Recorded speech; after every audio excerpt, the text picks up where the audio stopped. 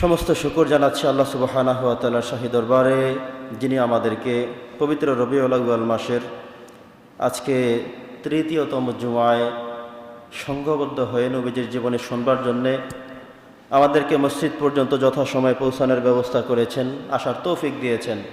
আমরা সকলে মন খুলে হৃদয়ের সবটুকুন ভালোবাসা উজাড় করে আল্লাহর কাছে শুকরিয়া জ্ঞাপন করছি, পড়ি আলহামদুলিল্লাহ। সম্মানিত উপস্থিতি, নবী করিম সাল্লাল্লাহু আলাইহি সাল্লামের জীবনী থেকে আমরা কথা শুনছিলাম। গত জুমাতে নবী করিম সাল্লাল্লাহু আলাইহি সাল্লামের জন্মলগ্ন থেকে শুরু করে নবী করিম সাল্লাল্লাহু আলাইহি সাল্লামের বৈবাহিক জীবন অতিবাহিত করে প্রায় নবুয়তের জীবনের কাছাকাছি সময় পর্যন্ত আমরা চলে এসেছিলাম। আজকে তারপর থেকে আমরা জানবার চেষ্টা করব নবী করিম সাল্লাল্লাহু আলাইহি সাল্লামের জীবনের বাকি অংশটুকুন।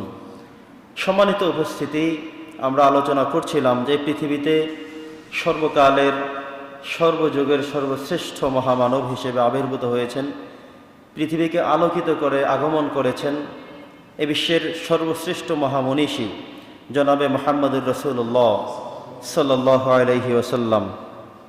কিয়ামত পর্যন্ত তার মতো কিংবা তার থেকে উত্তম করে কোনো মানুষ কিংবা আর কেউ, কোনো নবী কিংবা রাসূল আর কেউ আসার কোনো সম্ভাবনা নেই।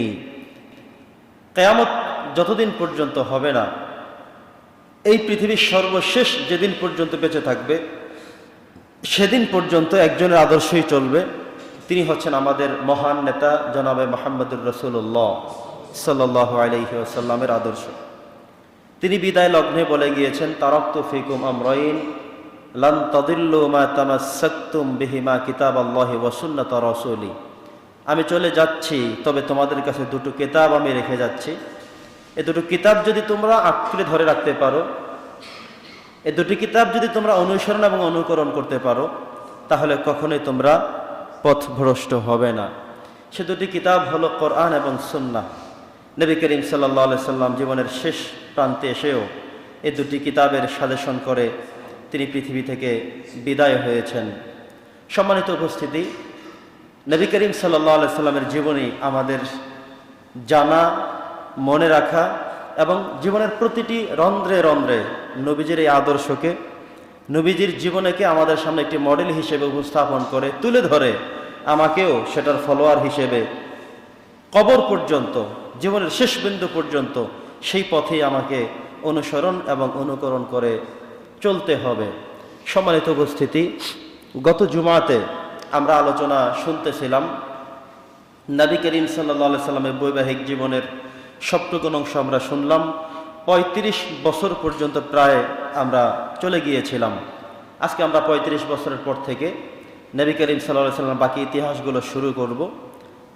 যতটুকুন সম্ভব হয় আমরা সবটুকুন বিষয়ে দলিল আদিল্লা সহ আমরা জানবার চেষ্টা করব, পড়ছি ইনশাআল্লাহুল আজিজ।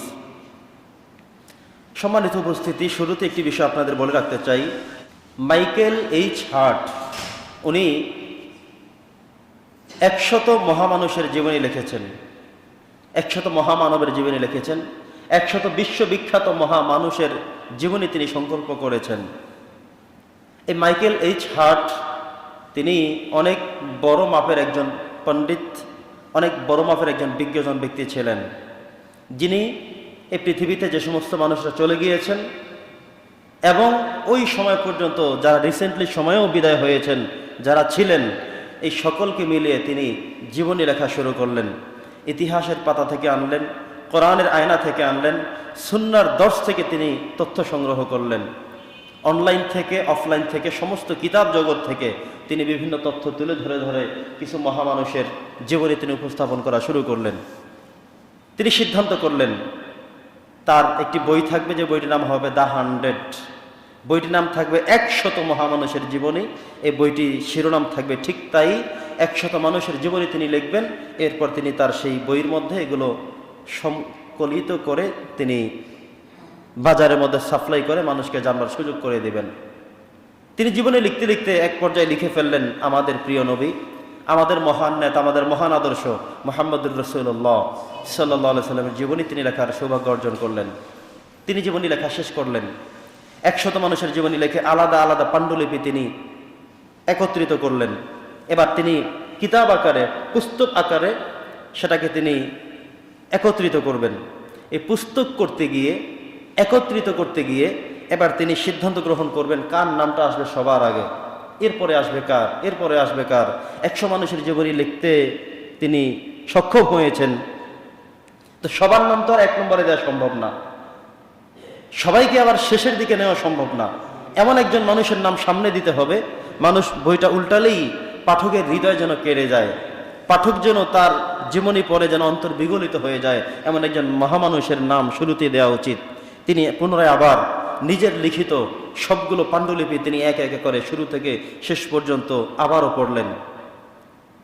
সিদ্ধান্ত গ্রহণ হয়ে গেল, আমার কিতাবে প্রথম পর্যায়ে যে মানুষটির নাম আনতে হবে তিনি আর কেউ নয়, মুসলমানদের নেতা বিশ্বনবী মুহাম্মদুর রাসূলুল্লাহ সাল্লাল্লাহু আলাইহি ওয়াসাল্লামের জীবনী প্রথমে আনতে হবে। তিনি গবেষণায় বসিয়ে দিলেন। ওই সময়ের কিছু নাস্তিক টাইপের মানুষ তার এই সংকলনের এবং সংকল্পের মধ্যেও ছিলেন। তারা তাকে বারবার জিজ্ঞাসা করলো, প্রশ্ন করলো, জানতে চাইলো, একজন অমুসলিম হয়ে কি করে তুমি একজন মুসলমান মনীষীর নামটা 1 নম্বরে দিবে?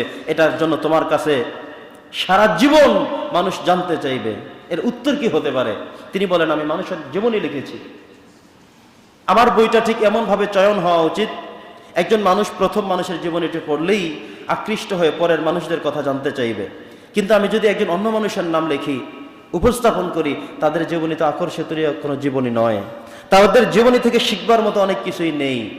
অতএব যে মানুষের জীবনী থেকে শিখবার মতো অনেক কিছু আছে তিনি আর কেউ নয়, তিনি হচ্ছে মুহাম্মদুর রাসূলুল্লাহ সাল্লাল্লাহু আলাইহি সাল্লাম। সর্বসম্মতিক্রমে সিদ্ধান্ত গৃহীত হয়ে গেল। এই দ্য 100 নামের যে বইটি মাইকেল এইচ হার্ট সংকল্প করেছেন, রচনা করেছেন, সংবদ্ধ করেছেন, তিনি সিদ্ধান্ত গ্রহণ করলেন সবাইকে নিয়ে একমত হয়ে যে প্রথমেই আনতে হবে ওই মানুষটির নাম যিনি হচ্ছে মুসলমানদের লিডার, যাকে আল্লাহ তাআলা স্পেশাল করে সুপার পাওয়ার দিয়ে, যার উদ্দেশ্যে আল্লাহ বলেছেন ইন্নাকা লাআলা খুলুকিন আযীম, আমি মহান চরিত্র দিয়ে এই মানুষটিকে প্রেরণ করেছি। সে তার বাস্তব চিত্র পেয়ে তার নামটি শুরুতে দিয়েছেন, পড়ি আলহামদুলিল্লাহ।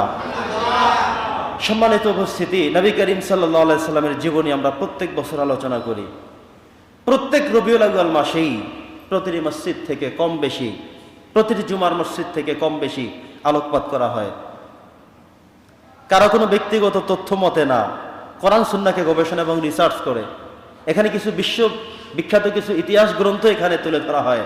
এই সব কিছু মিলিয়ে নবী করিম সাল্লাল্লাহু আলাইহি সাল্লামের জীবনী আমরা যতবার পড়ি ততবার শুধু তার থেকে জানবার কিছু ইচ্ছা জাগে, তার মতো মহামানুষ হওয়ার ইচ্ছা জাগে, তার মতো চরিত্র অর্জন করার ইচ্ছা জাগে।